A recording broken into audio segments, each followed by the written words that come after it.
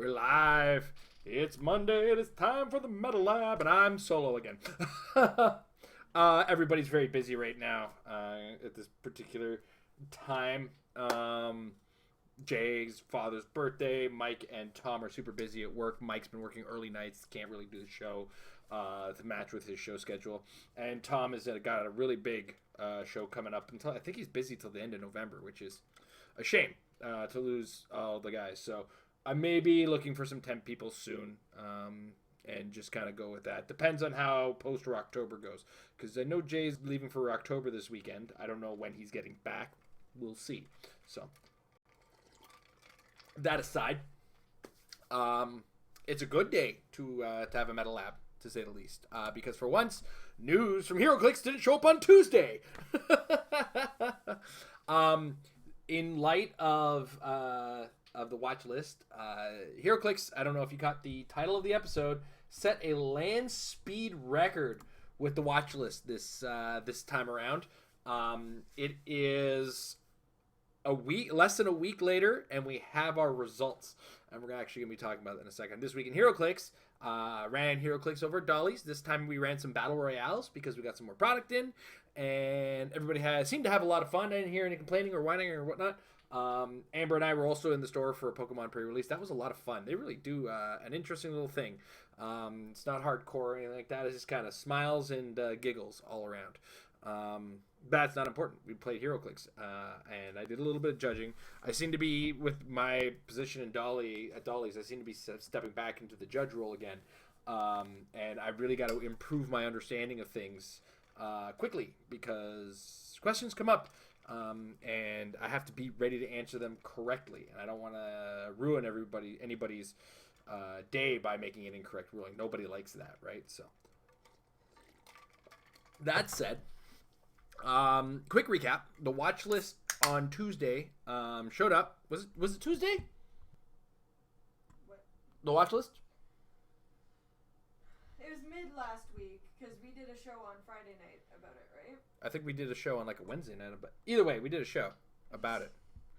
And it had Trader from Black Panther. It had Gardner from Black Panther. It had the Prime Vulture, and it had the Green Proteus from the new X-Men set. And we discussed why some of these figures are a problem. I will discuss it again as I'm describing things. So without further ado, it is time to look at them. Okay, so first things first. They made changes to two of the four characters, Trader and Proteus. Trader, their change was so the original one is free. You know, we know how the Trader works. Free, choose an equipped character within 3 squares in line of fire. If Trader's equipped, both equipment have equipped. Any those equipment are now to another character. The errata is now free once for all characters with this power. Choose an equipment, blah, blah, blah, blah, blah, blah, blah, blah, blah. If a Trader is equipped and both equipment have equipped any, those equipment are now equipped to the other character. So what have we done? We've stopped making double Trader work, specifically in this instance where we have like things like the Nightbringer ring and the Zero ring, which were very capable of, getting multiple free barrier tokens out. Right off the bat, my opinion on this is a little light. I feel like this didn't fix the actual problem I found was that Trader had, which is it literally makes a one-man army as a team untenable. And I feel it's unfortunate that they didn't go to that measure to do something to protect one-man armies. But their explanation is we don't feel anything is overpowered about Trader's ability to exchange equipment. And here's the thing. They're looking at the ability in a bubble and not looking at it, to include the things that it's being used in combination with. I mean, ultimately, if that's the case, then maybe put the Cosmic Cube on the watch list instead. I don't know. But personally, I feel like it's good. Don't get me wrong. I do like the idea of, limiting the fact that you're going to maybe make 2 barrier tokens with the Ice Ring or 4 Smoke Cloud tokens I think you'll be able to get with the Nightbringer ring. Ultimately, the ability to chain a collection of dudes able to do things stops, which is a paperwork nightmare. Because you're moving sometimes you're moving other people's objects to your characters, and people don't like that necessarily. I get it. I kind of understand what's going on with this, so I'm going to kind of say pretty okay. But I feel like one-man armies, even though I don't personally play them, I feel like they deserve to be allowed to play the game, a competitive play. I mean, if there is one that's usable, if this is the case or the way they're going to go, game design, stop making anything over 200 points. I mean, I'm going to be a little snippy about some of these things just because I do believe in a proper fun gameplay environment. It's kind of funny. This happened the same day as a Magic banning, and everybody is woohoo throwing fireworks for the new Magic banning. Anyway, that said, Proteus. This is easily the most intelligent change on the list, and it is what they should have done. So where the Garden of Proteus allowed you to make a either blocking, hindering, obscuring, or water terrain marker within 3 squares of a character who took an action. And that would trigger on all of them. Now it's once per action for all characters with this trait. Cool? Makes sense to me. And that means, in their explanation, Proteus' ability to generate terrain with the Garden of Proteus was excessive, particularly when using more than one of him, and bearing in mind that characters, while needing to be given the action within Proteus' range, could be far outside his range after resolutions when the terrain is generated. At 10 points, playing multiple Proteus to effectively give your characters terrain manipulation comparable to barrier at no cost after each of their costed actions afforded too much map control. Even though such a strategy might be fragile against a team prepared for it, the impact upon less experienced characters would be deeply negative and unfun. Limiting the amount of the terrain that can be generated from a single action to one, no matter how many Proteuses are on your force, and adding the requirement for a standard character brings Proteus' trait to a reasonable power level while preserving him as an interesting, cost-effective option for team building. Can we go back to that line right there? Did you catch that? Unfun for new players. New players like to not think too much when they're building teams, and Juggernaut's an uncommon. That's a 300-point character. Sorry, guys. I'm a little heated because when even in competitive play or anything like that, if a strategy completely stops a team from functioning fully, and right there it's unfun for a new player. Come on, you can't say that 2 paragraphs after saying, "Oh yeah, there's nothing wrong with Trader," when a new player would like to find out what it's like to play a 300-point character on its own and play the game of HeroClix, right? Anyway. I have an opinion about that. Can you tell? Gardener. No changes are being made to the Gardener this time. Gardener's ability to make free close attacks for his hindering terrain is notable, not for requiring range or line of fire. However, Gardener still requires range to the squares that he places his hindering terrain markers in, such that anticipating an attack from Gardener is similar to counting spaces from any attacker. In combination with his relatively short dial, Gardener's ability to attack their hindering terrain marker distinguishes him, but he remains a manageable threat. Are you forgetting to give him the Nightbringer ring? Like, this is one of the situations that people are creating, and I mean, it's free, so we've found ways to carry him away. Like, what bubble is that explanation coming from? Anyway, Gardener I didn't feel necessarily needed a full change, mostly because Gardener's most brokenness was with multiple traders, whatever. But at the same time, I feel like there's a lot of things being said that are in previous sentences just kind of, or just not, they're being thought of in a bubble, and this bubble has to include other things in the game, if you ask me. And then the Vulture, no changes are being made to the Vulture this time. While Vulture has the potential to make many attacks in one turn, he reaches that potential through a dedicated team. Often those teams are not themed and require Vulture to equip an object as a prime character that requires considerable support, with a team that offers opportunities for counterplay. Vulture is effective but not problematic.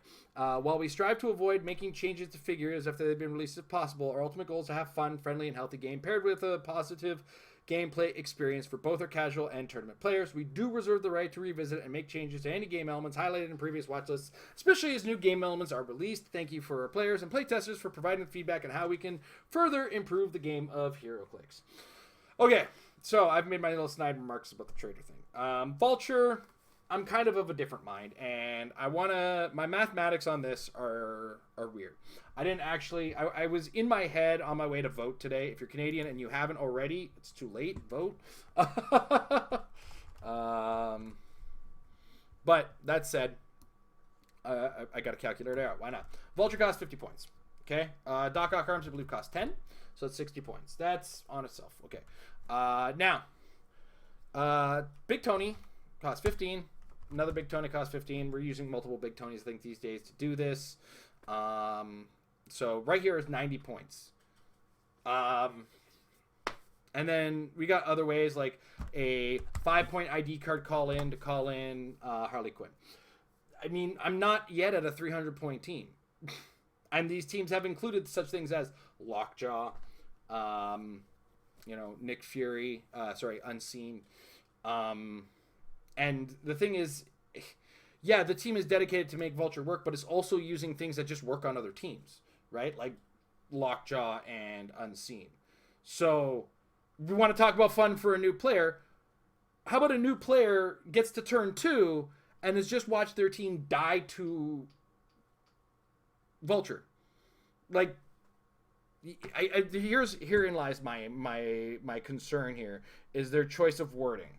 And this is the most negative I'm probably going to be about most things in this case. Is in one case he said this is an unfun situation for a new player in the Proteus. And that's not just an unfun situation for a new player. That's an unfun situation for a HeroClix player to be just faced with a wall of blocking terrain that wasn't there. Like, Proteus could fill amok time in a couple of actions, and I think that was basically ridiculous. But in the same breath almost, turned around and used that unfun for a new player, and I guess haven't as a new player watched the Vulture just scream through things with Doc Ock Arms, or hasn't seen a one-man army just lose to Trader. And when you have a vast abundance of new one-man armies for new players, anybody who brings a Trader Kobik on a single team, it's part of a theme team. Nobody poo-poos theme teams most of the time. If there's a figure combination on it that ends up working, okay, that's a figure combination that ends up working. But one that so drastically just stops gameplay for a single type of team is pretty ruthless, in my opinion. And I feel like, to a certain degree, we have to respect, if in one breath we're saying respect new players, and the other breath, don't slap them in the face. New players are the most experimental players in the game. I mean, competitive players tend to experiment at times, and we come up with wacky things here and there, but these wacky things were with goals of combining things like Trader and Kobik to stop a single character from taking an action in an entire game, and so on and so forth. And, but that said, okay, so one-man army, Unimind, you know what you're up against. So you're playing the numbers on what to expect for Trader Kobik. Brace yourself for that. And just that's ultimately it. Is Trader Kobik still in combination do exactly the same thing regardless of how many traders you think you're going to bring. So 175 points stops 300. I don't know, man. It's point-based design, and it's not something I do a lot of, but there's a lot of questions I have with regards to the new player fun dynamic that they're trying to bring with in one sentence and kind of failing to address in another sentence. All right. With that said, Rocktober is this weekend, and I'm gonna be a little bit more positive now. I need something to be positive about because Rocktober is a massively fun event. It even in its old heyday when it was the Rock World Cup, and it was the big rival, as it were, to Worlds, or it's our supplement to Worlds. It's less so that now, but it's still an exciting old time. And I know I spent a little bit of time trying to say I was going to come up with an exercise with teammates, and then I ended up losing track of time and not being able to get new teammates with which to figure this out. So I do want to take a little bit of time and think about this team constructed format, which is, it's a little bit more complex than the team sealed, as it were, because I don't know, it is what it is. And I find it's one of those formats that you really have to work well with your team. So ultimately, I spent a little bit of time previously on what things we can use with other teams. But then, in the case of a metagame, right now we don't have a metagame, I don't think, that has one solid team that beats everything anymore. I think X-Men spoiled the pot quite a bit as far as that's concerned. There's a lot of really cool stuff in X-Men that can go long distances as far as keeping things competitive. So where you can have one team playing Kobik, Traitor, Unseen. Oh, going back to that, Watchlist changes are effective immediately. So if you are currently playing a game of HeroClix and using Proteus the old way, stop, you're cheating. Or if you're doing the same thing with Trader, you have multiple Traders. Guess what? Only one of them per turn. Stop cheating. If you're at a kitchen table game, whatever. You're probably not even watching me, to be honest. So that aside, so Rocktober is free. It's going to be held at Lucky Dice Game Cafe. So it's kind of like a restaurant slash game store run by Howard Brock. And it's a good old time. Team constructed. So let's say we have one player playing let's say Trader, Collector, Kobik is your standard cosmic build-up with something else, we'll say. And you have a certain sideline of things. The next player in your team can't have the exact same thing. It's a little bit of a tough thing to manage. So what do you do in this particular situation? Well, it's now time to start thinking about how you're going to look at things differently. So one of the things that you can do is consider the next possible group of teams that can either compete with those or not compete with those. I know there's a Shade the Changing Girl team, but that one requires multiple Shade the Changing Girls, and this is hardcore Highlander. You're allowed one element per team of each element, so you got to be careful of that. As far as splitting the primes, I think the prime slot should be taking up on sidelines, but then you got to kind of play. I think Professor X, Colossus, and Storm should make their way across all three teams and should be sideline ready to go for the team that best fits them. That said,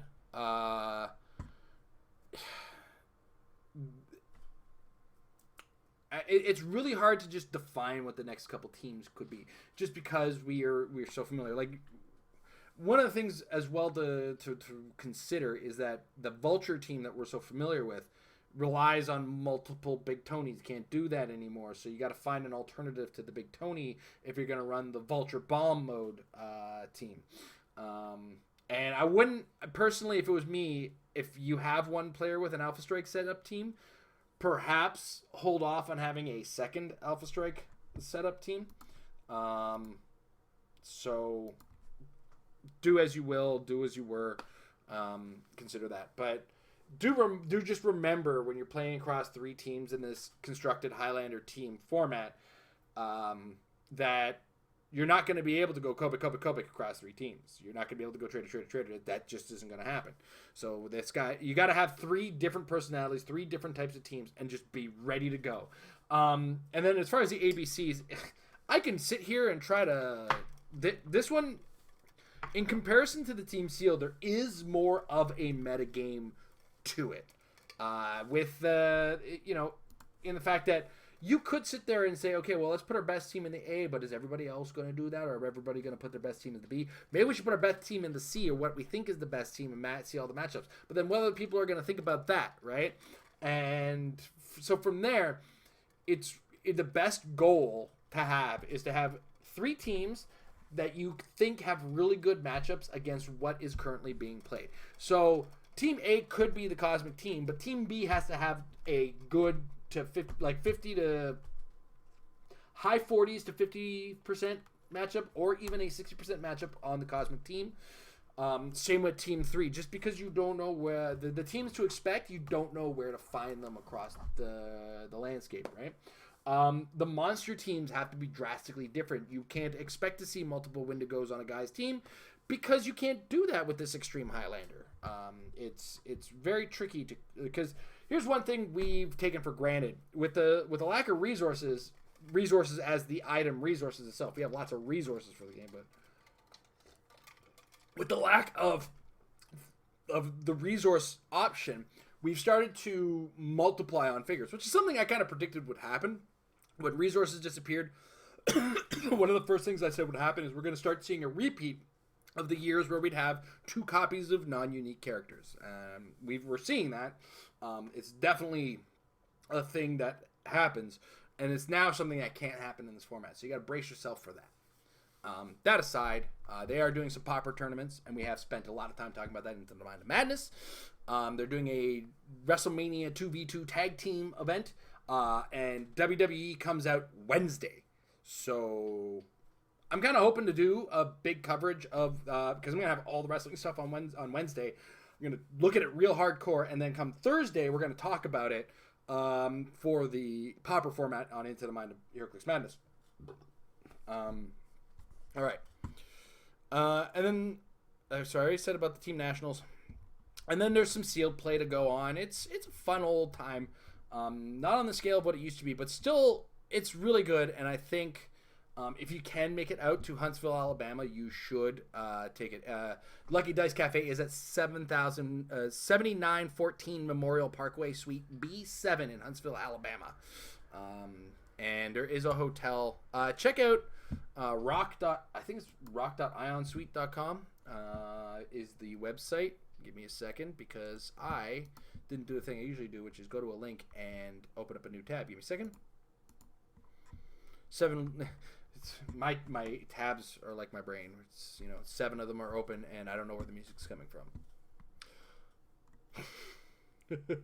Yeah, it's rock.ionsuite.com. Check out their site and see what's going on there, because that has everything. You go to the Rock Cup link at the top, and that has your description of the full Rock event in detail. It's a little late if you're coming from another country like myself, and there's no way I can make this one with the way my year went. So, all right.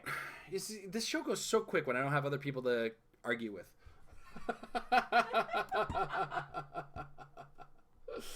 All right. But that said, if you were watching us live, capital letters questions, so I can see any questions you have for me right now. I'm going to start addressing our questions on the Discord. Before I do that, those who are on the Discord are part of our Patreon at patreon.com/MavericKlicks. Check out any valuation that you're comfortable with. If you want to help support us a little bit, it goes a long way towards me sending the guys to HeroClix tournaments, or getting this camera improvement going. It's such a good quality camera. It slows down every so often, so I don't know what's up with that. And all that kind of stuff. I'm setting up an editing schedule starting this week. I'm going to be trying to edit tomorrow night to hopefully get that game that Amber and Aiden played. That one, expect that. I'm going to tell you now. Expect that one to be presented as comedy, because it's gonna take some effort to make it entertaining.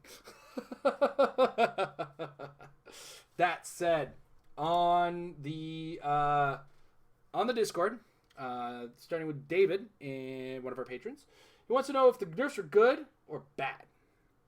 I think they were safe, and a little too safe, like almost no change level. The Proteus one was the most important change, so 9 out of 9.9. 12 out of 10 on the Proteus change alone. But when you go for the full breadth of change, and you spent 6 days on it, I feel like they threw this watch list together and went, it's not that bad, guys. So I don't know. I don't feel like enough testing went into it or whatnot. So if it was me, I would have I'd have taken at least an extra week just to kind of get some new players, and if they want to claim new player experience, get some new players, play Vulture and play Trader Kobik against them, and put them in the worst possible situation of Trader Kobik, and tell me if they had fun. And then don't turn around and say bad fun for Proteus. I've said that twice already. I apologize. Ooh, it's condescending. David also wants to know, with the WWE coming out, could Celebrity become a viable team? When I have them all in hand, I'll give a definitive answer, but I want to lean towards yes. I feel like there's something to them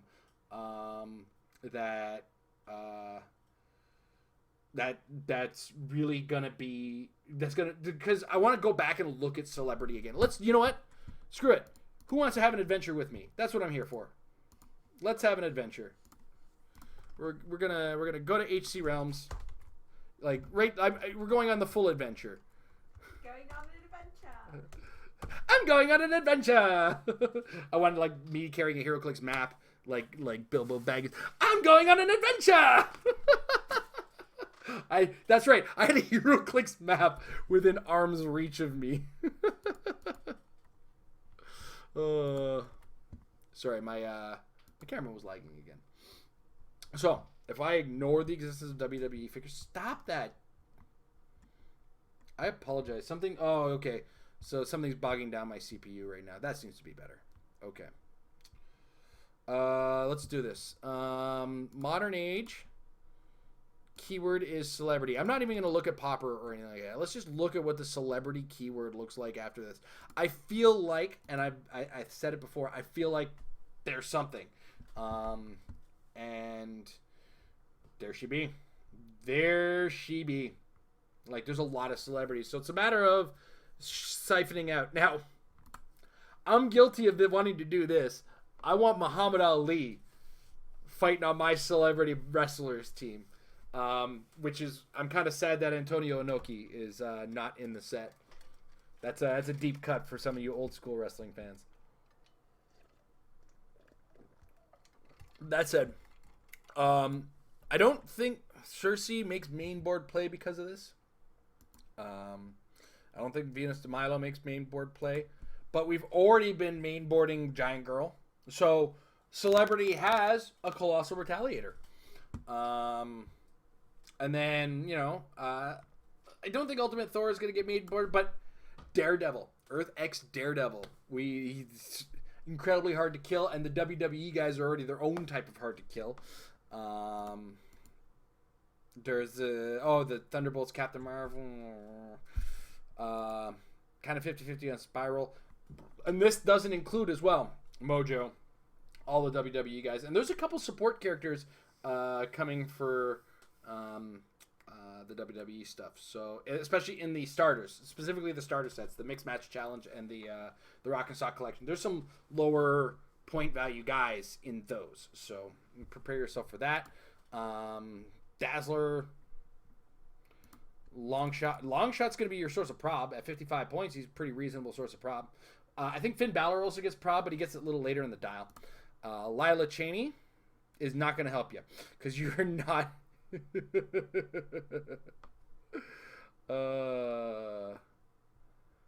Yeah, she's not on a New Mutants or X-Men theme team, so that's not gonna happen. There's a Spider-Man. He's okay. There's something to be done with a couple wrestlers and maybe a long shot or a Mojo, who may or may not be getting bored throughout a game. We'll see. But I think there's something to Celebrity when the WWE stuff does come out. And yeah, whoops. Sorry, guys. A little bit of streamception. Can Nerf and WizKids get together for some point and collaborate? They did that. They did it to the Iron Pharaoh.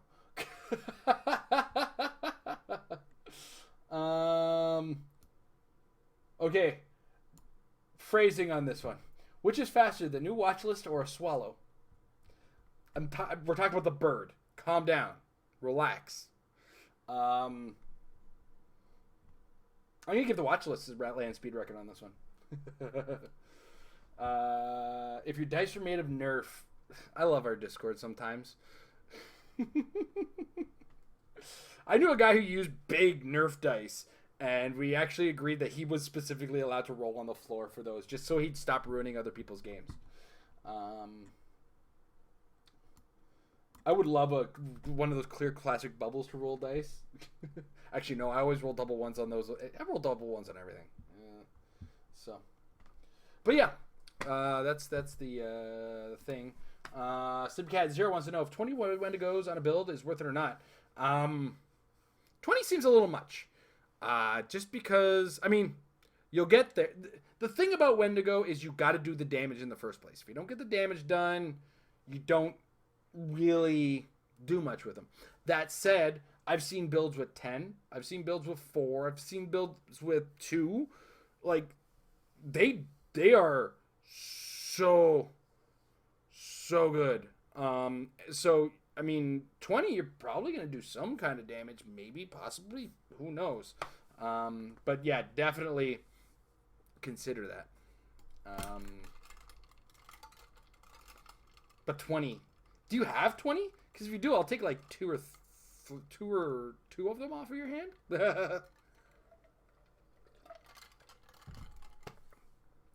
Does 20 Wendigo fit on a map?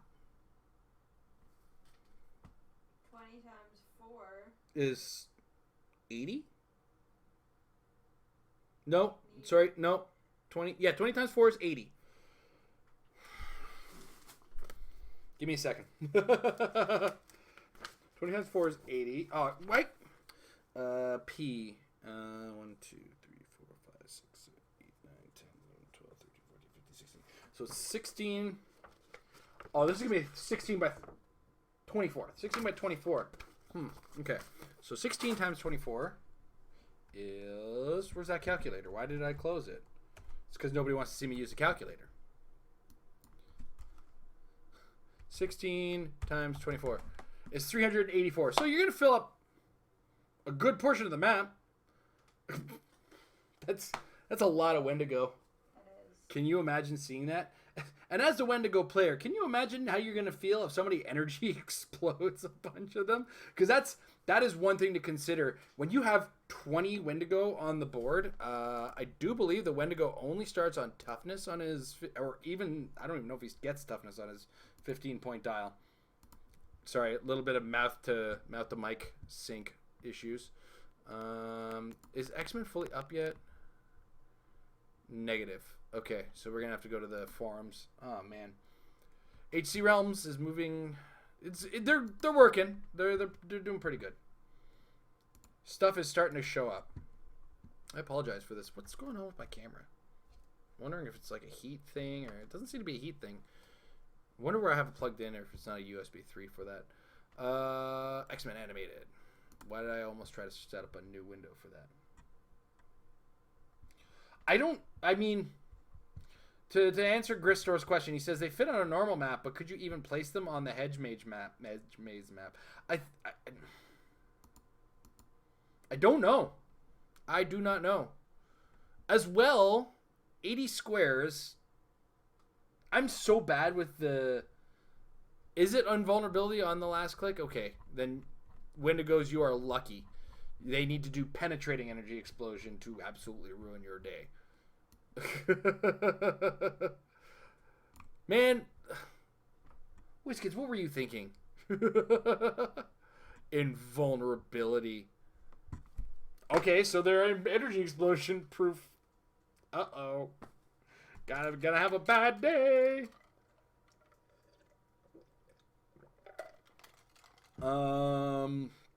I can't tell you why HC Realms hasn't updated anything. One thing to understand was David C got me with the Monty Python joke on the Discord.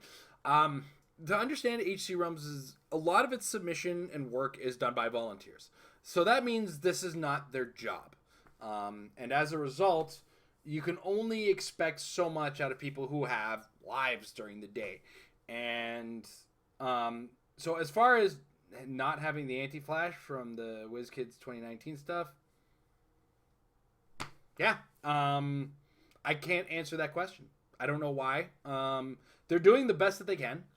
And we can, I want to definitely say, hey, keep up the good work, guys.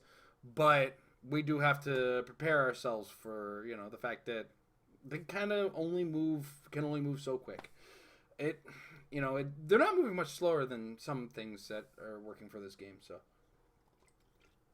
But they're definitely going slower than the Watchlist, but everything's going slower than the Watchlist.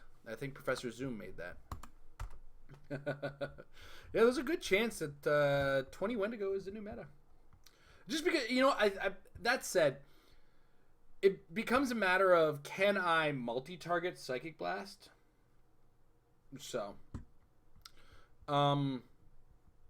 yeah, and if you can multi-target Psychic Blast, that's going to be problematic for them. There are some characters who do the equivalent of Precision Strike to multiple characters. So, I don't know. It's really, really hard to say how it's all going to turn out. So, I apologize that you're not a big fan of South America there, Seba. Seba? Earth X Electro, there it is. Penetrating energy. I knew somebody had Penetrating Energy Explosion. So there it is. Earth X Electro versus Wendigo. That's the new meta. Oh my gosh, my camera lag is the worst today. Alright. Okay. So that said,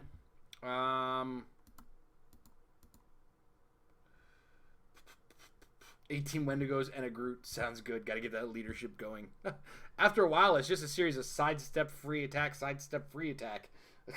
once they all get up there. But yeah, that's going to be another thing you're going to run into with 20 Wendigos. You only have 3 actions in a 300-point game. You're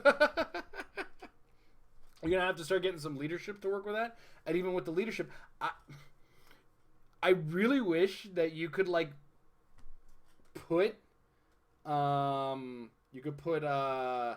the Starfleet Admiral on that team and not break theme, because the Starfleet Admiral is literally what you need for that team, where she gives an action token to one of the Wendigos and she has leadership, so you now get +2 to your action total, so you have 5 actions now with which to work with. Cool. 5 Wendigos, go. So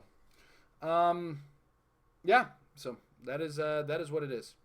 So that said, I think we're gonna wrap it up here, just because we covered everything. Covered the watch list. Cover some nonsense. Pulse Wave's not gonna work with Wendigo, David C. Sorry, that stop click ignores Pulse Wave. So it's not gonna work the way you want it to, unfortunately. But I want to thank everybody for watching live. Everybody for watching in the archives. Always, I want to take a second to thank our sponsors at MajesticCCG.com. Check out the Apex Insiders. I may or may not have another one of my wacky ideas come up there. But ignoring my wacky ideas, do pay attention to the fact that some other great players of the game of HeroClix with a lot better ideas than mine are not going to